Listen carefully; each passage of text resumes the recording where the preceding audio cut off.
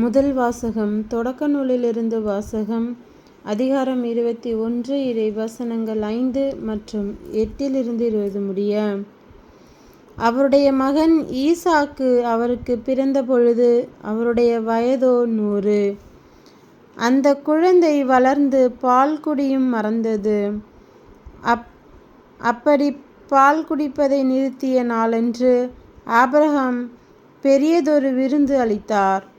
பின்னர் எகிப்தியளான ஆகார் ஆபிரகாமுக்கு பெற்றெடுத்த மகன் சிரித்து விளையாடுவதை சாரா கண்டு ஆபிரகாமை நோக்கி, இந்த பணிப்பெண்ணையும் அவள் மகனையும் துரத்திவிடும்.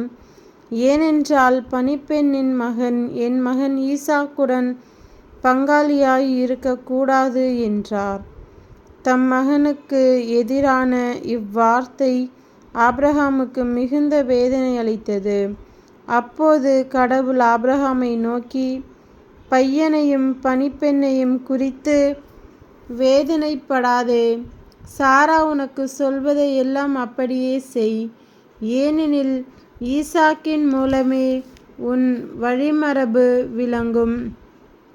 உன் பணிப்பெண்ணின் மகனும் உன் வித்தாயிருப்பதால் அவனிடமிருந்து இனம் ஒன்று தோன்றச் செய்வேன் என்றார்.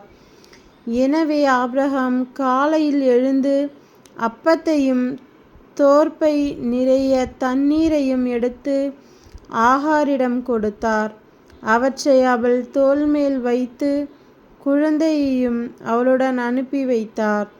அவளும் புறப்பட்டு போய் பெயர்செபா என்னும் பாலை நிலத்தில் அலைந்து திரிந்தாள்.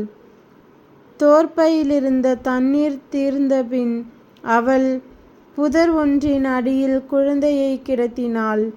பின்பு அவள் முன்புறம் சென்று அம்பு எறி தூரத்தளவில் உட்கார்ந்து கொண்டாள். குழந்தை சாவதை பார்க்க சகியேன் என்று கூறி முன்புறம் இருந்து கொண்டே கூக்குரலிட்டு அழுதாள்.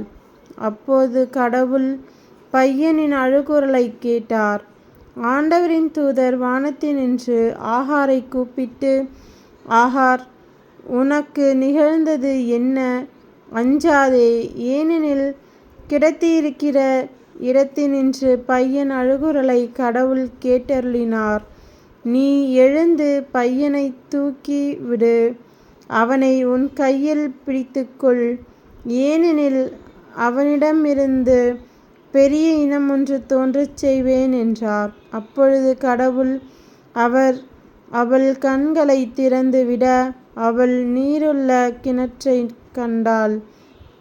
அவள் அங்கு சென்று தோற்பையை நீரால் நிரப்பிய பையனுக்கு குடிக்க கொடுத்தாள்.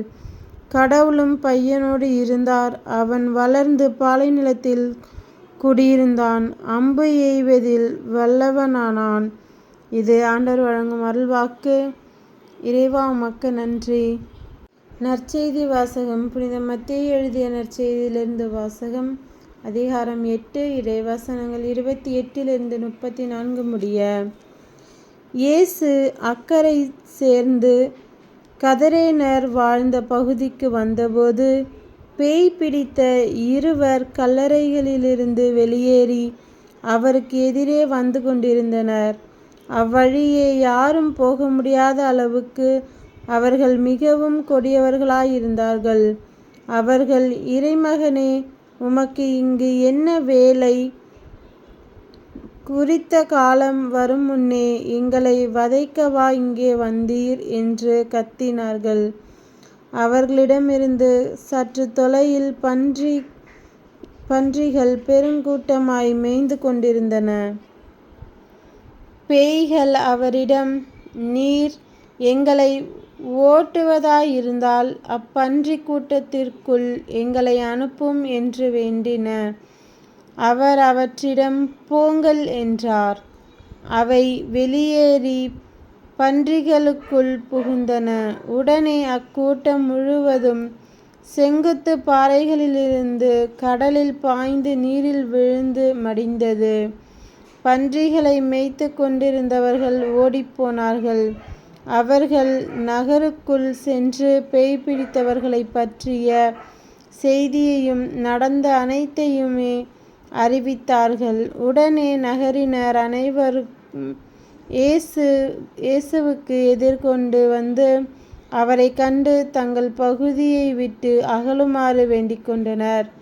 இது கிறிஸ்துவின் நற்செய்தி. கிறிஸ்துவே உமக்கு புகழ்.